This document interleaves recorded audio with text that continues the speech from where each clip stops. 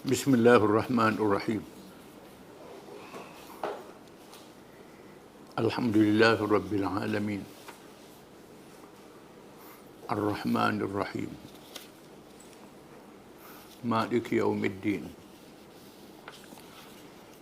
Iyyaka na'budu wa iyyaka nasta'in. Ihdinas siratal mustaqim.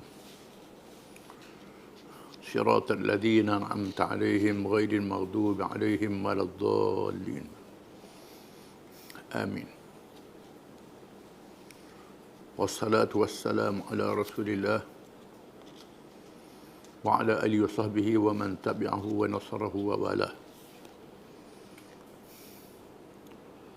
ربنا زدنا علما وارزقنا فهما وحكمة. Perbincangan kita pada hari ini ialah berkenaan dengan ajaran Al-Qadianiyah ataupun Qadiani ataupun Ahmadiyah. Satu ajaran sesat yang dicipta oleh seorang bernama Mirza Ghulam Ahmad Al-Qadiani yang berasal dari Qadian. Qadian ialah salah satu bandar di wilayah Punjab, India. Kalau ajaran Al-Babiyah dan Al-Bahaiyah mendapat sokongan penjajah di Iran untuk merosakkan umat Islam di Iran, dicipta ajaran Bahai. Maka ajaran Qadiani atau Qadianiyah atau Ahmadiyah pula mendapat sokongan penjajah Inggeris di India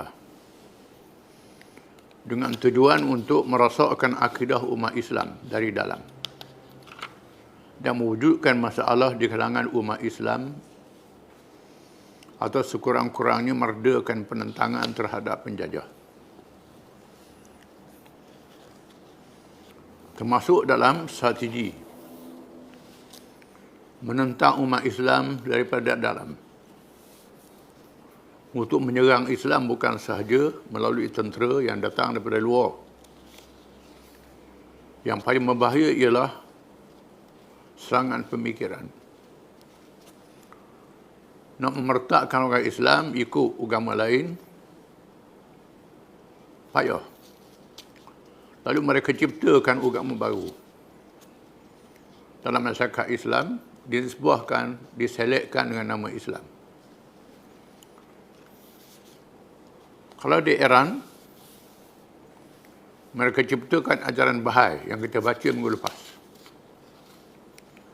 Di India diciptakan ajaran Qadiani ataupun Ahmadiyah ataupun Qadianiyah. Qadianiyah mengambil sempurna tempat lahirnya ajaran ini di bandar atau di daerah Qadian, Punjab, India. Ahmadiyah ni sebuah bernama Mirza Ghulam Ahmad yang jadi ketua sesat yang membawa ajaran ini. Pengasas atau penciptanya mempunyai asal yang tidak baik. Pada awal lagi dari keluarga yang menjadi khadam penjajah Inggeris di India. Dia dilahirkan pada tahun 1839 atau 1840. Dia pernah mempelajari ilmu bahasa Arab seperti Nahwu dan Saraf. Pernah mempelajari ilmu bahasa Inggeris. Pernah juga mempelajari ilmu perubatan dan juga mempelajari ilmu tilik nasib daripada ayahnya yang pernah menjadi penilik nasib, ahli nujum. Memang latar belakang dia sesat. Salah daripada awal. Pada peringkat permulaannya, dia melahirkan dirinya sebagai seorang Islam tulen yang membela Islam dan bersedia untuk mengarang kitab bagi membela Islam. Dia boleh menulis, mengarang kitab. Lalu dia berjaya mengumpulkan sumbangan keuangan dan tenaga daripada orang-orang di tempatnya kerana menyokong usaha yang baik itu.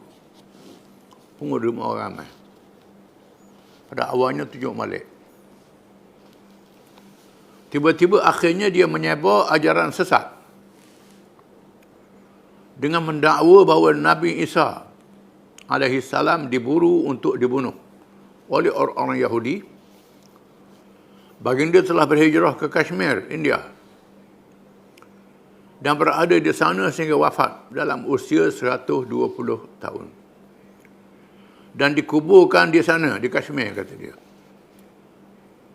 Walaupun pendapatnya terang-terang bohong dan rekaan semata-mata, kerana tidak ada dalil yang dan asas-asas ilmu yang sebenar.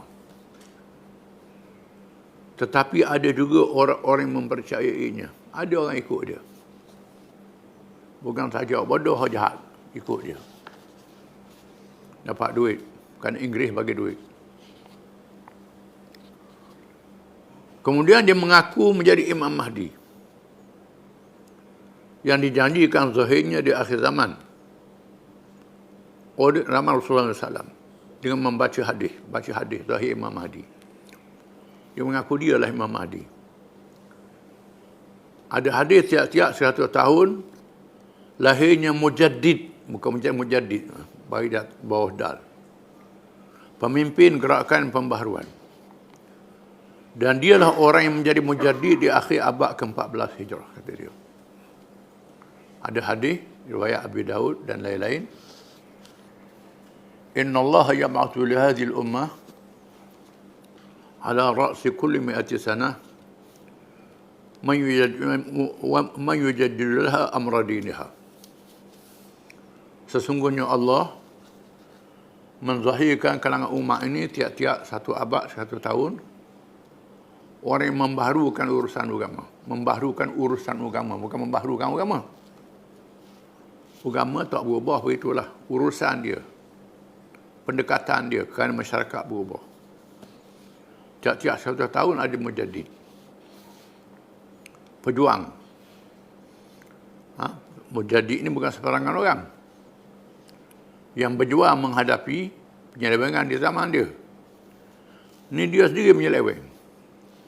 Mujaddid macam mana dia menyeleweng dah? Tak betul. Kerana Allah Ta'ala memelihara Islam dengan Quran yang tak boleh dipinda. Inna nahnu nazzalna dzikra wa inna lahu lahafizun. Sesungguhnya kami Allah yang menurunkan Quran peringatan. Dan kamilah yang memeliharanya. Quran dipelihara oleh Allah. Tidak seperti kitab zaman dulu. Kitab Taurah, Zabur, Injil. Yang tak terpelihara lagi. Quran, kerana dia kitab akhir zaman, Allah Ta'ala pelihara. Tak ada siapa yang boleh selewengkan dia. Kerana kitab Quran ni, kitab ilmu yang bermukjizat. Orang tak boleh reka. Itu hebatnya Quran. Dan sebab itu, kalau ada nak seleweng, akan terdedah. Tak boleh lawan kehebatan Quran. Jadi Qadiani terang-terang menyeleweng daripada Quran. Tak betul dengan Quran. Oleh kerana itu, penyelewengan, kesesatan dia terdedah. Setelah berjaya mengumpul pengikut, dia menaikkan tarahnya bahawa ruh Nabi Isa AS menjelma dalam dirinya. Kemudian dia mendakwa ruh Nabi Muhammad SAW menjelma ke dalam dirinya. Maka berkumpullah kedua-dua Nabi ke dalam dirinya. Mula-mula mengaku dia jadi Nabi. Ni roh masuk pula dah. Tak tutup roh, tak tutup hala. Jelas bohongnya, tapi ada orang ikut juga. Kerana dapat upah. Inggeris bagi duit. Kalangan manusia ni ada orang nak cari senang. Tak kira lah sesat pun. Ini jadi punah. Oleh kerana Nabi-Nabi juga mempunyai mukjizat. Maka dia juga ada mukjizat, katanya. Kata dia, aku boleh mengadakan 1 juta mukjizat. Tetapi tiada mukjizat yang berlaku, bahkan beberapa ramalannya seperti menentukan mati pada seseorang menentangnya dengan tarikh yang ditetapkan, tetapi tidak berlaku. Allah tunjuk. Dia nujum, dia dakwa orang ni, syaitan beritahu dia orang akan mati. Orang lawan dia. Lawan orang Allah. Allah dia, baru dia. Lalu dia kata jaga mu akan mati sekarang bulan. Syaitan dia beritahu. Tiba-tiba bila berlaku tak mati pun kawan tu, panjang umur mana ada. Tuhan dedahkan. Ajaran Qadiani secara terang-terang bercanggah dengan rukun-rukun iman. Terutamanya rukun beriman kepada Allah, para rasul dan hari kiamat. Dan kesesatannya terdedah apabila ia disokong kuat oleh penjajah Inggeris di India. Orang putih sokong. Nyatalah. Di belakang di Inggeris. Sampai sekarang pun, di England dia bebas. Di negeri kita pun ada pusat dia, di Kampung Nakhoda, Kuala Lumpur. Inggeris beri tempat pada dia. Patutnya sudah tiba masanya diharamkan. Kerana mengelirukan nama Islam. Dan Inggeris memberi kebenaran menyebarnya di negeri-negeri umat Islam, termasuk tanah Melayu. Bahkan diberi kepadanya satu kawasan penempatan di India yang mereka namakan Rabwah di daerah Punjab untuk dijadikan markas gerakannya ke seluruh India akhirnya dan ke seluruh dunia Islam amnya, dengan diberikan kemudahan-kemudahan untuk bergerak ke sana kemari supaya menjadi masalah kepada umat Islam dan supaya meredakan tentangan ke atas penjajah, supaya orang tak lawan penjajah. Lagi orang tahulah menipu, lagi orang lawan Inggeris. Langkah dia salah. Para ulama di India akhirnya mengadakan debat tentang golongan ini. Oleh kerana masa itu, masa Inggeris berkuasa di India, orang India tak mampu nak hapuskan dia. Kerana dilindungi oleh penjajah Inggeris. Inggeris jaga dia. Maka ulama mengambil pendekatan berdebat, berbahas. Dan Alhamdulillah dapat mengalahkan mereka di semua tempat. Di samping dikarang buku-buku dan risalah berkenaan dengannya untuk menyedarkan umat Islam betapa bahayanya ajaran Qadiani atau Ahmadiyah ini. InsyaAllah kita akan mendedahkan sebahagian dari kesesatannya untuk menjadi peringatan bagi kita dan bahan untuk menentang mereka dan orang-orang yang sepertinya. Kita akan dengar hujah-hujahnya. Malangnya di Indonesia ajaran dia bebas, boleh buat masjid. Banyak di Indonesia kerana perlembagaan Indonesia terlalu longgar.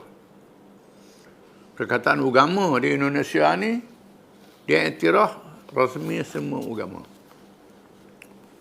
Semua agama rasmi. Walaupun Indonesia majoriti umat Islam.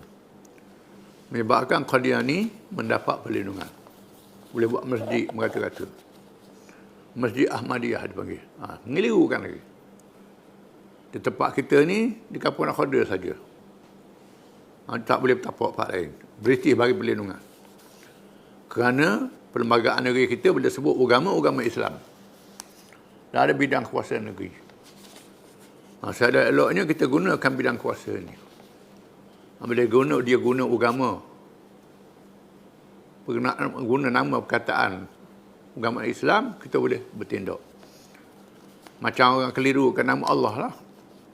Ini lebih kurang lah. Dia kelirukan dengan nama Ahmad, nama Nabi. Kononnya dia ni serupa dengan Islam juga. Padahal sudah penyeleweng. Banyak kesesatan dia. Di antara kesesatannya ialah yang pertama, dalam perkara ketuhanan, dia telah menyamakan Tuhan dengan makhluknya. Di mana dia menyatakan bahawa Allah itu bersemayam berpuasa, tidur dan jaga, menulis betul dan salah, berjisim dan berjuzuk, bersetubuh dan mempunyai anak dan lain-lain. Wal'iyadzabillah. Allah lindungkan daripada kejahatan kesesatan ini. Itu sesak yang pertama. Sesak kena beriman kepada Allah. Allah ni laisa kamitslihi syai', tidak ada sepertinya sesuatu pun. Qul huwallahu ahad, Allahus samad, lam yalid wa lam yulad wa lam yakul lahu kufuwan ahad. Katakanlah Allah itu satu saja. Allah menjadi tumpuan segala doa, harapan, ibadat pada Allah saja, tak boleh pada yang lain. Lam yalid, tidak beranak, wa lam yulad, tidak diperanakan. Wa lam yakul lahu kufuwan ahad, dan tak ada sesuatu pun yang sama dengan Allah. Jelas dalam surah yang pendek saja. Yang kedua, dalam perkara kenabian, mereka menafikan bahawa Rasulullah SAW itu adalah penyudah nabi-nabi dan rasul-rasul. Bahkan menurut kata mereka, nabi itu sentiasa ada, termasuklah penipu besar Ghulam Ahmad Al-Qadiani. Dan ada lagi rasul selepasnya. Padahal Allah SWT menegahkan dalam Quran Al-Karim, "Ma kana Muhammadun aba ahadin min rijalikum, walakin Rasulullah wa khataman nabiyyin, wa kana Allah bi kulli syai'in alima." Surah Al-Ahzab ayat 40. Artinya Muhammad itu bukanlah bapa dari seorang lelaki di antara kamu, tetapi dia adalah Rasulullah dan penutup nabi-nabi, dan adalah Allah itu maha mengetahui segala sesuatu. Allah Ta'ala isytiharkan Nabi Muhammad ni penutup nabi-nabi. Bukan saja dalam Quran, termasuk dalam Taurah, dalam Injil, dalam kitab-kitab nabi-nabi zaman dulu. Sudah diberitahu pada nabi-nabi zaman dahulu dalam kitab mereka, dalam wahyu pada mereka, akan zahir nabi akhir zaman sebelum tamaknya dunia, berlakunya kiamat. Dan kita saksikan sendiri di zaman kita ni Allah Ta'ala jadikan manusia berada di puncak kemajuan. Sehingga manusia boleh bergerak dalam dunia yang luas dalam masa yang cepat. Dapat maklumat dalam masa yang cepat. Berbagai alat direka. Ini kemuncak tamadun. Kemuncak tamadun, maka Allah Ta'ala jadikan seorang rasul sahaja untuk akhir zaman. Manusia yang berada di kemuncak kemajuan ini seorang rasul saja, seorang nabi saja. Dia beri mukjizat ilmu Al-Quranul Karim. Dinyatakan oleh semua nabi-nabi zaman dahulu. Dan kitab zaman dulu disebut dalam Quran. Oleh kerana itu, tak ada rasul selepas Muhammad SAW. Kalau ada orang mengaku, kafir. Orang ikut dia jadi kafir. Mereka mendakwa bahawa Ghulam Ahmad didatangi oleh malaikat Jibril. Padahal peribadinya tidak patut didatangi oleh malaikat Jibril. Dengan tidak segan pula Ghulam Ahmad mengaku bahawa dia adalah Rasulullah yang paling afdal. Dan lebih daripada nabi-nabi dan rasul-rasul yang lain. Termasuk Nabi Muhammad SAW. Di samping itu Ghulam Ahmad juga menghina nabi-nabi dan rasul-rasul alaihi wassalatu wassalam. Padahal dia hina. Dia tu hina, penipu, orang tahu belaka, cakap bohong, cakap pelawak. Dia lah Nabi, macam mana pelawak bohong? Orang hidup zaman dia tengok sendiri. Dia mengaku dia jadi Nabi. Malaikat Jibril jumpa dia. Tak layak Jibril berjumpa dengan dia. Yang ketiga, mendakwa bahawa Ghulam Ahmad menerima wahyu dan kitab di malaikat Jibril. Dari malaikat Jibril. Di mana kitab itu dinamakan Al-Kitabul Mubin. Nama kitab kemana sedap. Padahal kitab itu penuh dengan kebodohan. Dan susunan ayat yang lentang pukang. Ayat pun tak betul. Salah dari segi nahwu bahasa Arab. Salah kitab-kitab dia ni. Tak betul. Mukjizat macam mana? Ghulam Ahmad memberitahu malaikat datang menemuinya dengan rupa seorang pemuda Inggeris. Macam muka orang putih malaikat mari. Jelaslah dia ni mengaku pada Inggeris. Yang keempat, penganut Qadiani mendakwa bahawa daerah Qadian itu tempat lahir Ghulam Ahmad adalah tanah suci yang lebih mulia daripada Makkah dan Madinah. kedudukan seperti tanah haram yang perlu dilakukan ibadat-ibadat menghormatinya. Ini lagi menipu. Yang kelima, yang dikatakan haji menurut pegangan mereka ialah berhimpun di bandar Qadian. Itu haji, kata dia. Yang keenam, membatalkan jihad. Tak boleh berjihad. Kena tunduk. Tak boleh lawan orang putih. Orang putih buat mana pun, tipu ke, rapat harta negeri ke, tak boleh. Kerana Allah telah membenarkan membunuh kanak-kanak di zaman Nabi Musa AS. Lalu dinasahkan oleh Nabi Muhammad SAW dengan tidak membenarkan membunuh kanak-kanak dan perempuan. Dan ulama Ahmad pula menasahkan hukum jihad. Oh, sedapnya.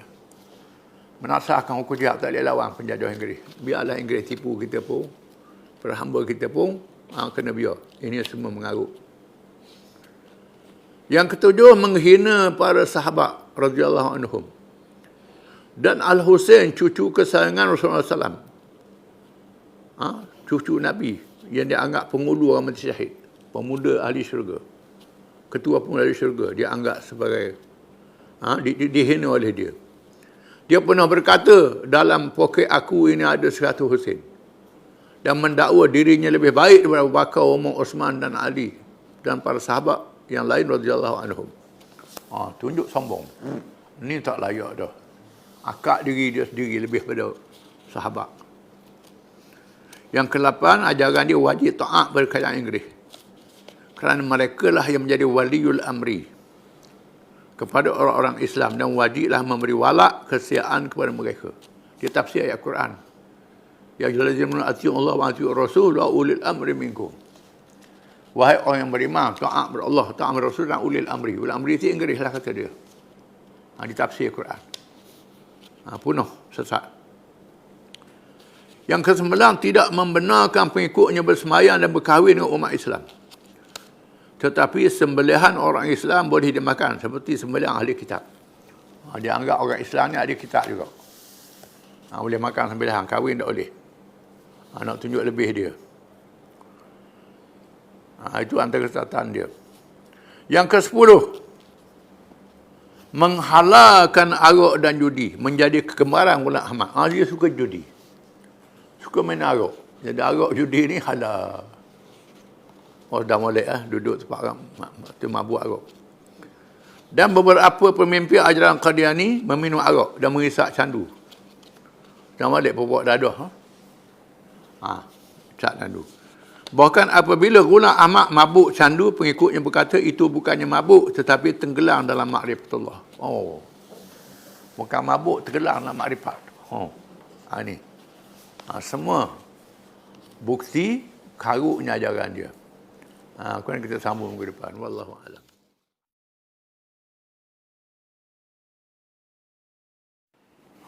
Bismillahirrahmanirrahim. Alhamdulillah Rabbil Alamin. Ar-Rahmanir Rahim. Malik Yawmiddin.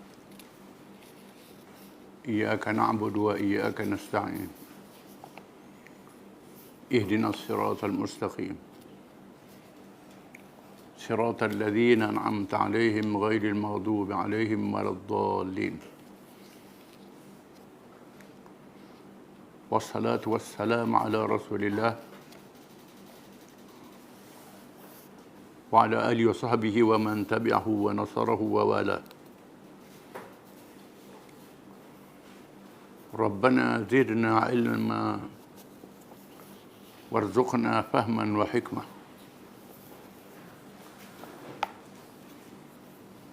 Kita sambung perbincangan berkenaan dengan agama Qadiani, ataupun nama yang mengelirukan, Ahmadiyah.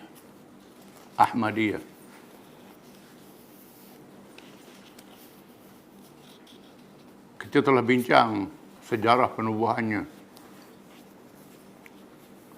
di India, di zaman penjajah Inggris. Di sana terdedah perkara-perkara yang membuktikan kejahatannya dan penjajah Inggeris berada di sebaliknya. Di antaranya yang pertama, pihak kerajaan Inggeris memberi imbuhan yang besar berjumlah beratus ribu pound untuk sara hidupnya. Ratus ribu pound di zaman itu. Zaman nilai duit yang begitu mahal. Orang tua kata kerbau harga RM5 seekor. RM100,000 ni juta lah sekarang ni. Menyediakan pengikut-pengikut dari kalangan orang-orang Islam India yang mendapat pendidikan Inggeris. Juga memberi kemudahan kepada tali barutnya di zaman penjajahan. Penjajah Inggeris juga memberi kemudahan kepada pengikut-pengikut agama Qadiani ini, menyebarkan ajarannya di negeri umat Islam dan di kalangan orang-orang Islam, termasuk juga di Malaysia. Di Malaysia, pusat dia masih ada sampai sekarang di Kampung Nakhoda. Ada masjid dia. Masjid dia sendiri. Patutnya masjid itu tutup lah. Jangan benar lagi. Mungkin kerana mendapat perlindungan undang-undang. Tetapi sepatutnya perlu dikaji dari segi undang-undang. Kerana dia menggunakan perkataan Ahmadiyah. Perkataan mengelirukan. Kalau kita sibuk pasal kalimah Allah, yang sudah dibincangkan, ini kalimah Ahmadiyah macam mana? Ini perlu dibincang dan diambil tindakan. Bukan sekadar itu, di samping memberi kemudahan mendapat kerja dan kenaikan pangkat kepada mereka, pegang jawatan besar dalam kerajaan zaman Inggeris dulu. Kerajaan Inggeris lebih bersemangat membantu Qadiani, terutamanya apabila disebarkan ajaran membatalkan jihad. Hukum jihad dibatalkan. Sama ada dibatalkan terus ataupun disempitkan skopnya, jihad hawa nafsu je. Duduk di rumah je. Lawan hawa nafsu.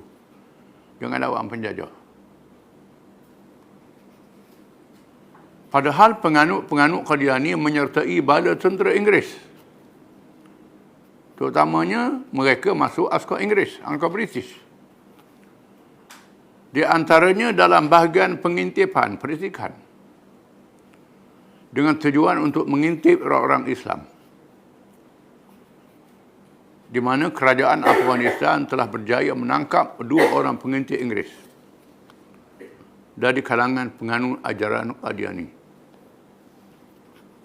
Afghanistan ni sebuah negeri yang hebat, walaupun rakyatnya miskin, rakyatnya banyak motor huruf, tapi sayang pada Islam.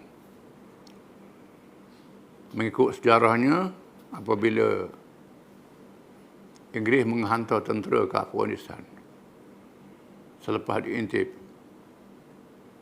ribuan badan tentera, beberapa batalion untuk takluk Afghanistan, orang Afghanistan mengajar tentera British, dibunuh semua.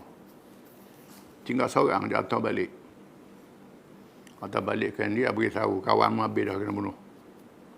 Kena pancung semua. Sampai sekarang Inggeris tak banyak nak hantar tentera, suruh mereka pergi. Rusia masuk di Afghanistan 10 tahun. Lebih sikit, lari Rusia.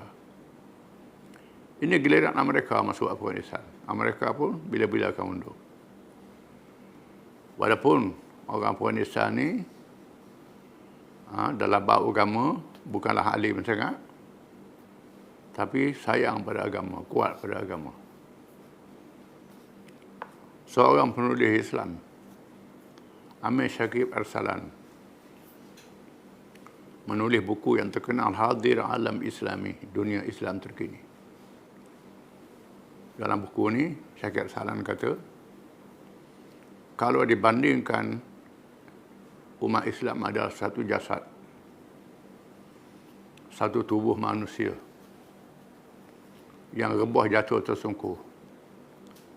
Tiba-tiba di sana ada masih nadi yang bergerak, warak yang berdenyut. Itulah dia Afghanistan. Afghanistan, kata Major Kersalan. Tulisan dia 100 tahun dulu.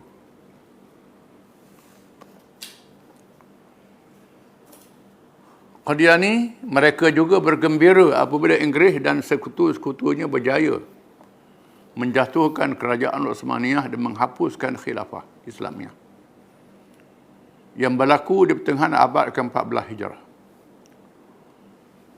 Pada ketika umat Islam di seluruh dunia bersedih dengannya dan berjuang untuk mengembalikannya semula dengan menganjurkan perjumpaan dan menubuhkan jamaah bagi meneruskan perjuangan di seluruh pelosok dunia Islam. Di awal abad yang lalu, jatuhnya kerajaan Uthmaniyah. Dengan sebab kelemahan-kelemahannya dari dalam, khususnya apabila terdapat pegawai Uthmaniyah ni berlaku salah laku, zalim. Maka musuh mengambil kesempatan membantu orang-orang Islam menentang Uthmaniyah di atas semangat kebangsaan, khususnya orang Arab. Ratus-ratus tahun perang salib, penjajah barat kepung dari Eropah, Rusia, lawan Afghanistan, lawan Turki, tak jatuh. Ini hebatnya Uthmaniyah. Bahkan Turki masuk sampai ke Moskow, sampai ke Tatarstan, sampai sekarang ada masjid. Turki masuk sampai ke Balkan, Bosnia, sampai ke Czechoslovakia, sampai sekarang ada masjid dan ada orang Islam. Ini hebatnya pengaruh Uthmaniyah. Masuk ke Bulgaria, tak berjaya mereka kalahkan, sehinggalah mereka lagakan orang Islam di atas semangat kebangsaan, khususnya orang Arab, di atas semangat nasionalisme Arab, menentang Uthmaniyah dalam Perang Dunia yang pertama, jatuh kerajaan Uthmaniyah. Kerana orang penjajah janji nak beri orang Arab jadi khalifah. Sebab sekarang jadi khalifah silat gayung je lah. Duduk di basah gayung je.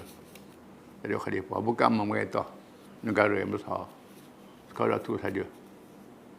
Tak mampu. Dan orang Islam berjuang. Dia adakan seminar. Dia adakan kumpulan. Tiap-tiap negeri, orang Islam ada parti Islam yang berjuang nak mengembalikan semula kuasa pemerintahan Islam ini. Dan Nabi berjanji akan berlaku juga, akhirnya Islam akan menang. Pokok kerajaan ni bersorok bila jatuh Uthmaniyah. Uthmaniyah jatuh, pokok kerajaan ni bergembira dan orang Islam melawan penjajah. Lawan penjajah tak tahan. Akhirnya negeri-negeri Islam diri kemerdekaan satu. Tapi kemerdekaannya berpecah. Tak bersatu. InsyaAllah di akhir zaman akan bersatu. Yang kedua, mengemukakan, Qadiani mengemukakan ramalan-ramalan bohong yang tidak berlaku dengan beraninya membuat ramalan-ramalan itu dengan sumpah dan menyatakan bersedia menerima laknat dan hukum kalau ramalan itu tidak betul. Dia berani nak suruh ikut dia, dia bersumpah. Dia buat ramalan. Kita akan baca. Di antara ramalannya ialah yang pertama, dalam satu perdebatan di bandar Amritsar di India. Amritsar ini pusat agama Sikh. Amritsar sampai sekarang pun tempat orang Sikh berkumpul situ. Dia punya kuil emas. Orang Islam ada di situ. Dalam satu perdebatan di mana Amritsar dengan seorang biasa sahaja pada tahun 1863 Masihi. Apabila ia tidak berjaya mengalahkannya, kalah dia. Menang orang ni. Orang biasa je, orang kampung lawan. Padahal orang kampung lawan dia. Tak juga, bukan orang alim. Dia membuat ramalan bahawa orang yang berdebat dengan itu akan mati. Dalam tempoh 15 hari dia tu. 15 hari mati orang tu. Kalau tidak mengikut agamanya. Tetapi orang itu terus panjang umur. Berapa tahun selepasnya. Tak mati. Orang nampaklah bohong dia. Yang kedua, Ghulam Ahmad meminang seorang perempuan yang disertainya di kalangan keluarganya sendiri yang tak ikut dia. Dia nak perempuan tu dengan menyatakan bahawa dia mendapat ilham daripada Allah supaya berkahwin dengan perempuan itu. Dan dijanjikan mendapat berkat dan kurnia yang besar. Tetapi kalau pinangannya ditolak, maka akan turunlah laknat dan azab daripada Allah. Apabila pinangan itu ditolak, perempuan itu tolak, tak boleh.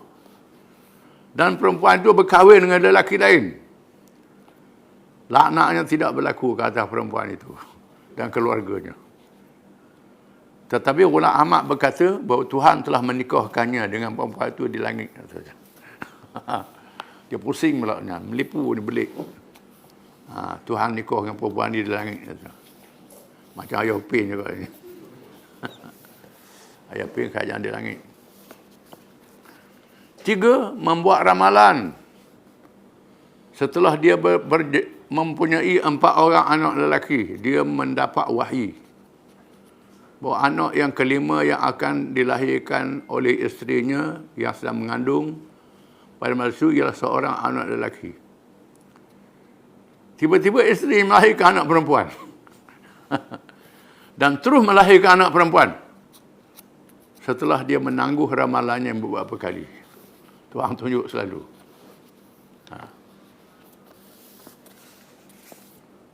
Yang keempat, dia berkata bahawa daerah Qadian tidak boleh dimasuki oleh wabak taun. Wilayah dia Qadian tu tak masuk taun. Mungkin dia pakai hadis Nabi kata Madinah ni dipelihara oleh Allah daripada wabak. Lalu Allah menurunkan balak taun bagi hujah membohongkan ramalannya. Tetapi dia berkata rumahnya seperti bahtera Nabi Nuh. Tidak sekali-kali boleh dimasuki taun. Tetapi dalam rumahnya juga ditimpa taun. Termasuk dia. Dia kena taun juga.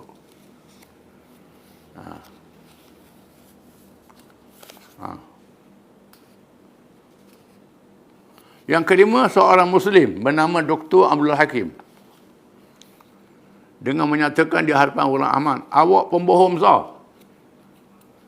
Seorang Muslim India, Dr. Abdul Hakim, terus kata depan muka dia, awak ni pembohong besar. Dan mencabarnya berdebat. Ajak berdebat. Ini orang cerdik. Dengan orang bodoh berkalah dia.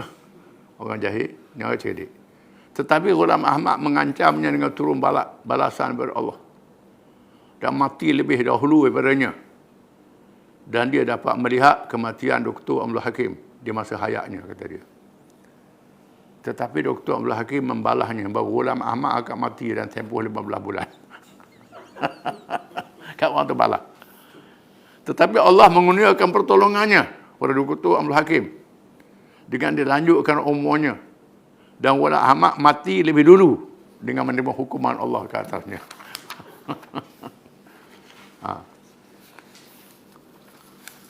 Di sana terdapat tanda-tanda kekurangan akal.